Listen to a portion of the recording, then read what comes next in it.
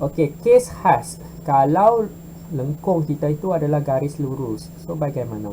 So, kaedah yang sama, kita ada dua cara sebenarnya. Kita boleh guna kaedah yang sama macam tadi ataupun kita boleh guna formula yang kita dah tahu khusus. So, untuk kes yang ni, kita nak kisarkan pada part CX lah. Yang kes normal semua kisar pada part CX. So, bila kisar part CX, kita akan dapati bentuk yang terhasil adalah bentuk cone. Bentuk cone yang kita dah tahu tu, dia akan membentuk bentuk cone macam cone aiskrim.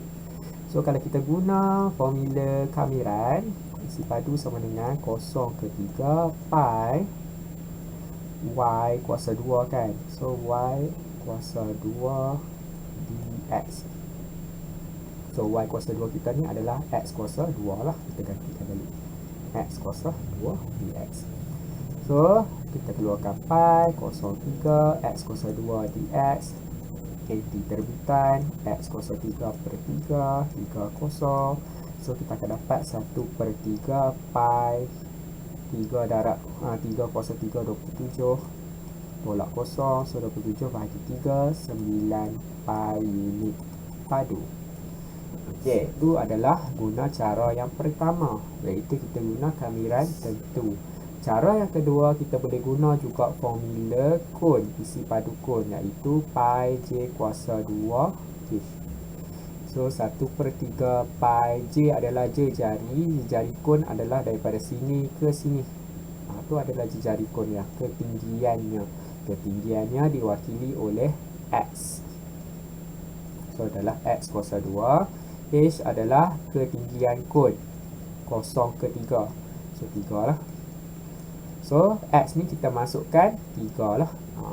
Sebab ketinggian yang paling maksimum dia adalah Y sama dengan 3. So, 1/3 pi 3 kuasa 2 darab dengan 3. So, akan jadi 1/3 pi 3 kuasa 3.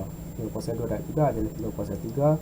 3 kuasa 3, 27. 27 bahagi 3, 9 pi unit persegi.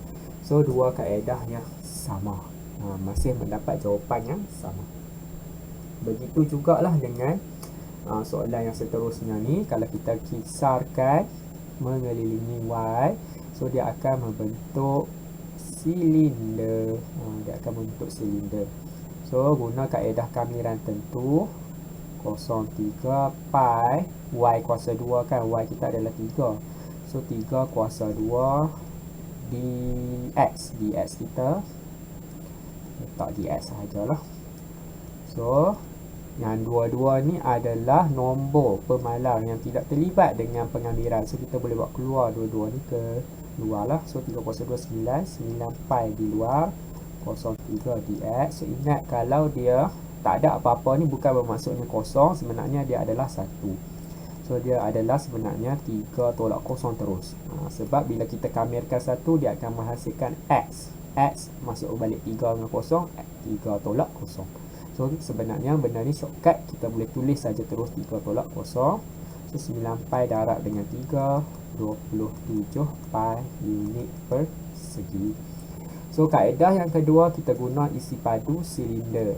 Isi padu silinder pi j kuasa 2 H. Pi j kita adalah, kita punya jari silinder kita ni. Jari silinder daripada kosong ke Y. Y kita 3. So, jari kita 3. H adalah tinggi silinder kita pun 3. So, adalah pi 3 kuasa 3 27 pi unit padu. So, jawapannya sama. Okey, itu untuk kes khas. Maksudnya anda boleh menggunakan formula yang telah dipelajari ketika di tingkatan 2 ataupun tingkatan 3, dan juga boleh guna juga kaedah kamiran tentu yang dipelajari di tingkatan 5 untuk mencari kes khas. Apa-apa pun tak kisah, jawapan yang sama. Tapi kalau dia lengkung, memang hanya satu cara sahajalah. Kita hanya boleh menggunakan kamiran tentu. So, kita tengok kes khas yang seterusnya bila dia bertembung antara dua lengkung. Maksudnya kita ada garis lurus dengan lengkung dan kita nak cari isi padu jamaan kisaran untuk kawasan yang berlorek pada part CX. Okey, so kalau kita putarkan benda ni pada part CX, dia akan membentuk seperti mangkuk mangkuk bowl. Dia akan membentuk seperti mangkuk sekejap. Mangkuk macam ni lah. Dia akan membentuk seperti mangkuk hemisfera lah, yang mangkuk dia ni seperti begini lah. Dia condong sedikit, dia condong macam tu. Okey, so macam mana kaedahnya? Okey, apa yang kita boleh buat kalau kita guna kaedah area kan, kita guna kaedah luas. Kita tahu lengkung biru kena tolak dengan luas lengkung merah untuk dapatkan kawasan yang berlorek. Okey, so dekat sini kita boleh guna juga kaedah di mana isi padu biru tolak dengan isi padu merah. Guna kaedah logik yang sama. Okey, maka kalau kita nak guna kaedah itu, kita kena tahulah point A ni, titik A kita ni koordinat dia apa. Kita kena tahu macam mana kita nak cari koordinat titik A. Kita samakan persamaan. Okey, so persamaan kita 1/4 x kuasa 2 kita samakan dengan x. Yang ni dengan yang ni kita samakan dan kita solvekan dia. So darab dengan 4 dua belah, x kuasa 2 sama dengan 4x. X kuasa 2 tolak 4x sama dengan 0. Lepas tu kita faktorkan. Dan kita dapati x sama dengan 0, x sama dengan 4. So yang ni 0, yang ni 4. So dekat sini obviously bukan 0 lah, sebab sini dah 0. Maka sini 4. 4 kat sini pun 4 juga. Okey. So apakah tujuan kita mencari A? Titik A tu, titik persilangan tu, sebab kita nak cari kita punya limit of integral kita. Integral kita AB tu lah. So caranya adalah 0 ke 4. Okey, 0 ke 4.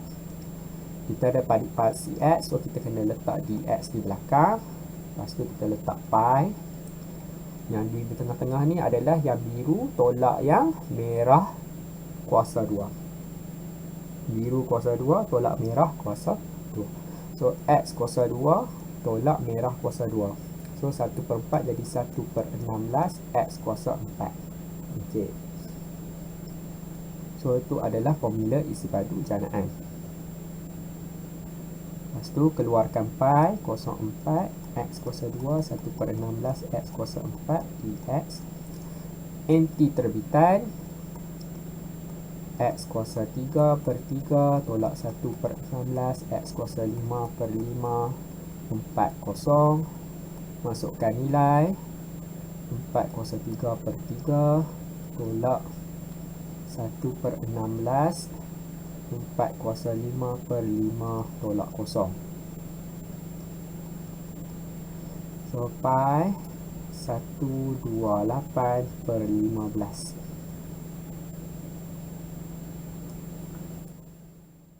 Ataupun 8/15 pi unit per unit padu. Okey, itu adalah jawapannya. Kita masih lagi menggunakan kaedah macam kita cari luas kan. Luas di bawah lengkung untuk gabungan dua lengkung. Luas di atas tolak luas di bawah. Kali ini kita hanya buat isi padu di atas tolak isi padu di bawah. Isi padu di atas tolak isi padu di bawah. Tapi pastikan dia square lah, dia kuasa 2. Jangan buat macam x tolak 1/16 x kuasa 2 terus. Yang tu untuk area bolehlah buat begitu. Tapi untuk volume isi padu tak boleh lah, kena square kan.